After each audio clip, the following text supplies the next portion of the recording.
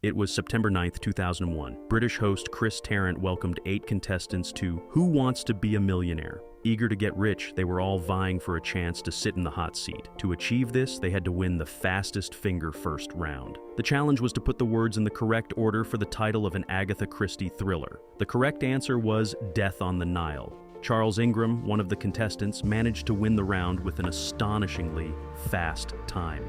This was not Ingram's first time on the show, but now he finally had his chance to shine.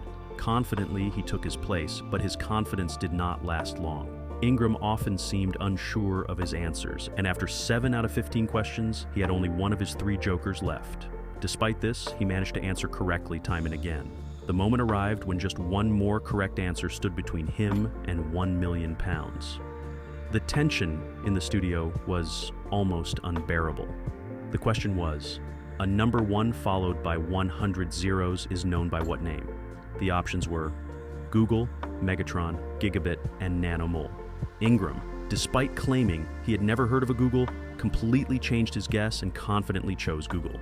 To everyone's surprise, he won the million. Only 2 people had managed to achieve this before him. However, Ingram's victory seemed too incredible. Major Charles Ingram was suspected of cheating. He and his accomplices were tried and convicted, though they maintained their innocence. The story of Ingram's case revealed a more complex narrative involving an underground organization that systematically exploited the show for years. As Ingram celebrated his victory, turmoil brewed behind the scenes. The showrunners, suspicious of his improbable success, reviewed the material. Ingram often seemed clueless, and yet he repeatedly managed to guess the correct answers. A sound technician had already called the CEO, Paul Smith, during Ingram's game, expressing suspicions. Smith instructed to keep the show going, but withheld Ingram's winnings for further investigation. Reviewing the footage, they noticed a pattern. Ingram would go through the possible answers, and then someone would cough at the correct one. This led them to suspect that the coughing was a signal. They analyzed his speech patterns and audience reactions, uncovering 192 instances of coughing, many coinciding with correct answers. The probability of guessing correctly as many times as Ingram did was minuscule. They observed that whenever Ingram deliberated over the answers, someone in the audience would cough at the correct moment. This repetitive pattern raised alarms. The technicians identified the audience member who coughed, uncovering a scheme involving Ingram's wife Diana and a college lecturer, Tecwen Whittock. The plan was simple. Ingram would read out the possible answers and Whittock would cough to indicate the correct one. During the trial, the prosecution argued that Ingram, Diana, and Whittock had conspired to cheat.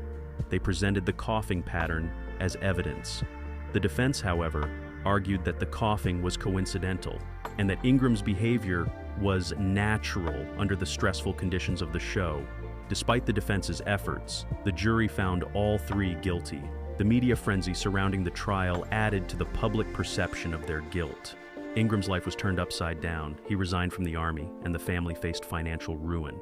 Whittock also lost his job. They endured public harassment and media scrutiny. Despite their convictions, they maintained their innocence, claiming that the trial was unfair and the evidence insufficient.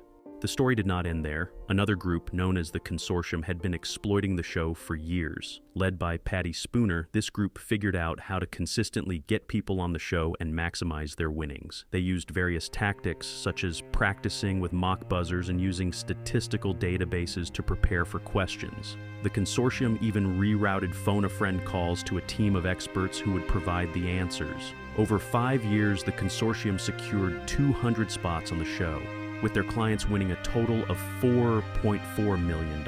Their operation remained undetected until the producers changed the selection process. Unlike the Ingram case, the Consortium's activities were not illegal, and they faced no legal consequences. Spooner later detailed their methods in a book, Meeting with Paul Smith, to explain how they had gamed the system. The Ingram scandal, meanwhile, continued to haunt those involved. Their cat was shot, and they received bags of vomit at their home. Their daughters were bullied, and the family struggled to rebuild their lives. Diana and Whittock, in particular, faced the brunt of the public backlash.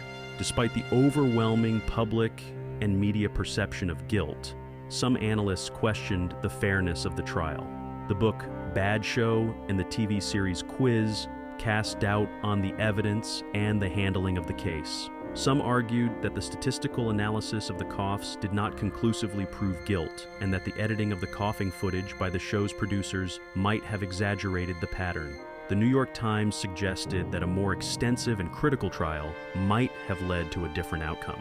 The Ingrams continued to assert their innocence, arguing that they had been unfairly judged by a media-driven narrative rather than concrete evidence. The scandal also highlighted the broader implications of game show exploitation.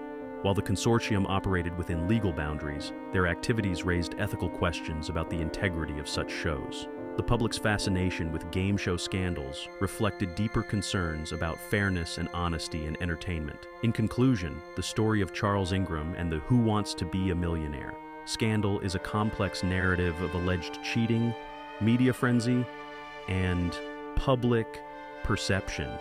It reveals how high stakes and the allure of easy money can lead to elaborate schemes and intense scrutiny. The broader context of game show exploitation underscores the challenges of maintaining fairness in competitive environments. Despite the passage of time, the Ingram case remains a cautionary tale about the consequences of bending the rules and the relentless pursuit of justice, whether fair or flawed.